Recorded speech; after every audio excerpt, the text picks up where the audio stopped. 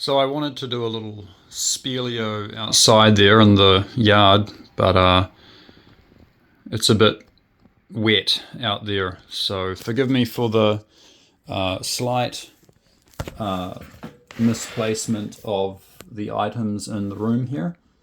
But I'm just going to go ahead and do my little spielio for the day, which is about first principles thinking. Well, not even that. Here comes a cat. I'll introduce you to the cat. Her name is Lucky, and she's coming in through the window right now. As it's quite wet in there, we'll see. Okay. So it's with regards to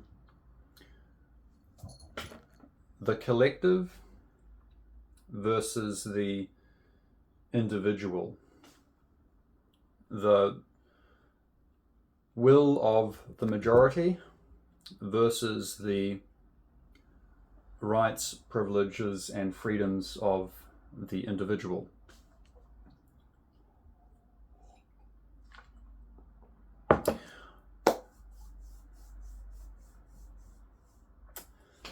So, of course, we hear a lot about this concept of unity, to unify. To unify a country, a community, things must be, or ideally, there needs to be things that people agree upon, that people can that we can unify around. The question is, what is that? What should that ideally be? What should those set of values ideally be? Most of the time, in most countries, except for a few rare exceptions in some constitutional republic countries, which I don't know, I can probably only think about one of them, which is the USA. But even though I've messed things up, but it should be that there is a hard constitution of individual rights, privileges, freedoms that cannot be infringed upon by any,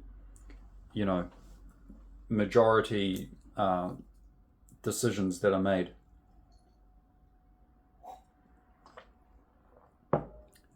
So how about we, rather than unifying around these central unifiers, as it often tends to be, and so many of these democracies around, which the idea seems to be that you get a majority vote, and then that majority, or pretty much just that parliament or government or president or leader, prime minister that is elected, they then create something to unify the country around. So really, we're just practicing here. We're just practicing our first principles thinking. So bear with me, but we'll get ChatGPT to what we'll do is we'll hopefully I'm completely visible here. Just put that there.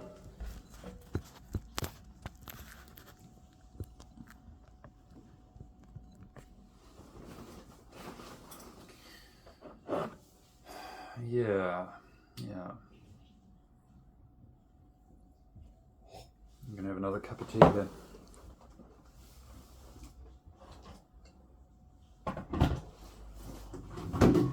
with me.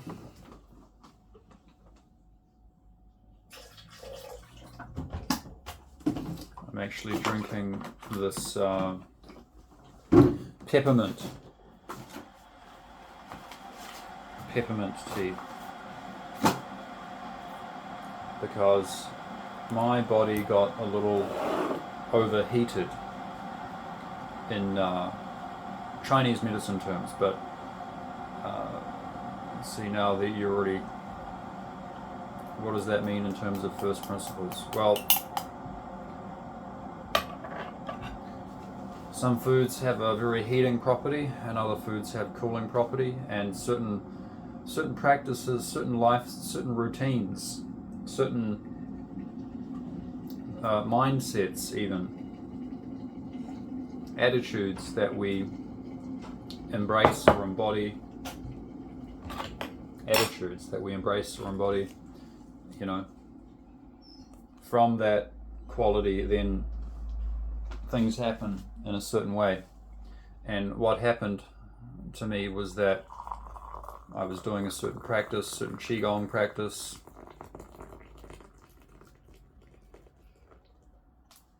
which I was using my dantian down here, and I did manage to connect my, sync my awareness down there, let go of my mind enough so that I could restart this process down here, which is that function, that energy is working at 100% while we're in the womb, before we're born into the world. But then when we're born into the world, and when they, because obviously when we're in the womb, our lungs are not working at all. So the dantian, it's working at 100%, and the lungs are working at 0%. So when we come out, and when we first take our first breath of air, start crying and cut the umbilical cord, that energy soon, a few months later, couple years later, starts to dwindle. It's probably only about 20% chi, or function, of the dantian. Okay, this musculature here, which when you watch an infant, a baby, when they're first born, that wave of muscular contraction is flowing through the body, which is actually following certain kind of mechanic. Really, it is energetic. There's energetic energy there, but it is really a kind of physiological function. It's just like if I go like this, or I talk, or whatever I do, there's a certain cause and effect of the functions that result in the thing. So with the baby, there is a certain cause that results in this effect of the wave and the energy, going through the body.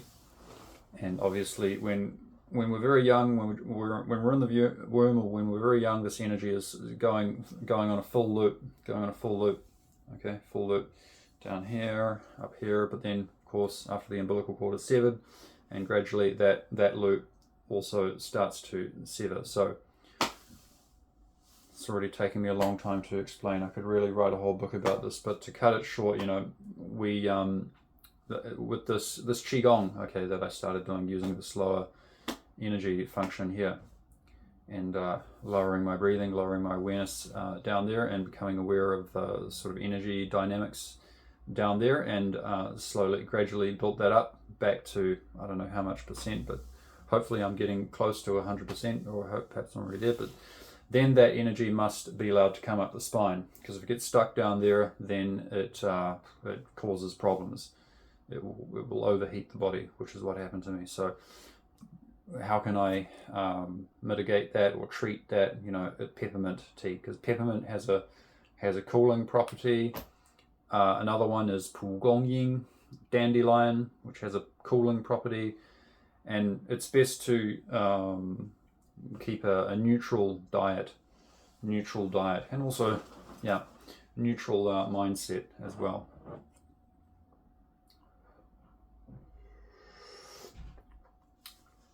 I'm just hoping that it's getting me in the full frame. Yep.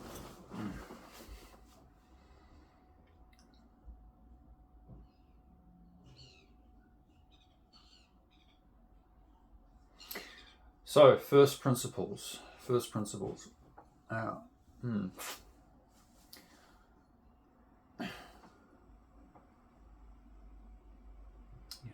about how to what should we really unify ourselves about. Like, firstly, we should be able to talk about anything. We shouldn't be restricting our speech. So we should be able to talk about COVID. We should be able to talk about the vaccines. We should be able to talk about did they actually work? Did the lockdowns help? In what aspect did they not help? In what aspect did they help? And unfortunately, because this was all came down from the society at that point was kind of unified around a certain narrative that was coming from the top down, rather than from individual rights, liberties, and freedoms. I think that if we actually did a survey, and we have this wonderful infrastructure and technology, like we have blockchain and all these apps and everything. I mean, we could easily design a true democracy app, which just really, if we really lived in true democracy, we would have daily surveys coming through on our phone. Should we build a highway down there, or should we should we this, should we that, whatever it is. And in every aspect, it should really be, in a true democracy, we have the infrastructure to do it, but it's not democracy, just even from first principles thinking. Another way I like to do this is start from the most baseline fundamental distinction of yin and yang, in terms of whenever any decision is made, we must be able to distinguish between all that which misleads, depletes, confuses, hurts, and ultimately leads towards destruction, and all that which accurately informs, is truthful, builds, nurtures, and strengthens people on an individual level. Sure, a collective, community, that's important too, but a community is not what makes up a community. The individuals in the community is what makes up a community. So it makes first principle logical sense to base things, to base a constitution on the rights, privileges, freedoms of the individuals, and making sure, hey, did you guys get to have a say, and did you guys feel infringed upon by anyone else, and no, you feel all good? Oh, you want to say something? Okay, yeah, go ahead. Oh, and how about you guys over there? Did you guys feel okay? Were you guys able to speak and say what you wanted to say, and go around to every single minority, but really just every single person, is what it is.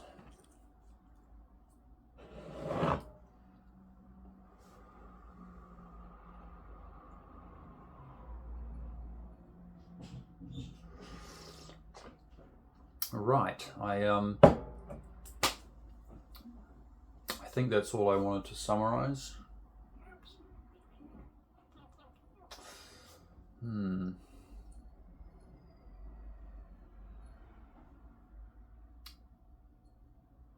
always feel like there's something more that I wanted to say. But let's turn this into a prompt. So ChatGPT, please fill in the blanks if there was anything that you feel that could more fully express where I'm coming from. ChatGPT, please fill in the blanks, elaborate on each thing, make a list of bullet points, and sort of intricately connect what I'm saying to recent global events, and to the pandemic that I was talking about, to the vaccine data, to constitutional republic versus a democracy. The democracy where the will of the majority has the ability to override or take away the rights, privileges, and freedoms of the individuals, and that versus a constitutional republic where you actually elect representatives to go ahead and enact laws that protect the rights, privileges, and freedoms of the individuals. I mean, how complicated is this, really? How complicated is this? All that which depletes, misleads, confuses, is dishonest, it ultimately leads towards destruction. And all that which builds, strengthens, nurtures, is honest, tells people the truth, that leads towards the promised land. How difficult is it? If we just bring everything right back down to the first principles, and then as soon as things get complicated and we start dealing with specific situations, of course, people are going to bring in all sorts of random narratives, because obviously the people that are in power at the moment, their power, it depends on this narrative that, if we bring it back to first principles, look, how is the World Economic Forum, UNESCO, the World Economic Forum, UNESCO, the United Nations, the UN, the CIA, all these three-letter organizations, pretty much all this whole, they call it the, in some circles this is referred to as the Grand Cluster F. The Grand Cluster Fudge. Okay, the Grand Cluster Fudge. This whole interconnected mess of bureaucracy, which is ultimately, mind controlling everyone through the media, through music, through, when as soon as there's a pandemic or a natural disaster or a war, they'll be certain to capitalize on that. Okay, and then attach whatever narrative to that to further this agenda of the collective. It's all about the community. It's all about uniting the whole world around this narrative that's that very misleading, very depleting, very draining, very dishonest, and ultimately leading towards destruction, or a world where human beings really mean nothing. The other option is a better option is to actually, instead of basing things on this, whatever mind control narrative that this Grand Cluster Fudge, works together and creates, the better one is to inform and talk to people. To talk to and inform people about, actually basing it, uniting communities, uniting countries around the rights, privileges, and freedoms of individuals, and empowering individuals. Because remember, a community is not what makes up a community. A country is not what makes up a country. A province is not what makes up a province. It's the individuals in the community, in the province, in the country that make up the country. So if each individual is empowered, is given, as much freedoms, liberties, privileges as possible, really, everything should be given. I would even argue that if a government is truly honest and truly for the people, for the individuals, and is truly it has a good police force and a good law enforcement and courts, legal system, everything is relatively honest, then they would have no problem giving people the exact same access to the exact same amount of power, creative and destructive, as the government. They would not fear individuals having power. But obviously that's not the case now. The big government very much does, well, certain the bad aspect, or the bad actors, or the corruptible nature of human beings side of big government doesn't like, the ego of the government. Oftentimes it doesn't like the idea of individuals being just as powerful as them, because then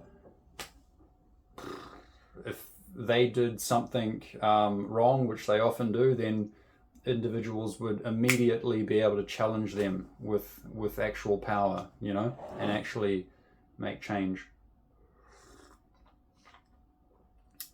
So I hope ChatGPT can turn this into a big prompt and break it down as much as possible. Fill in the gaps. ChatGPT, please help me to fully express this from my point of view. Fully express this and create it into the way that I would like it to be. Thank you.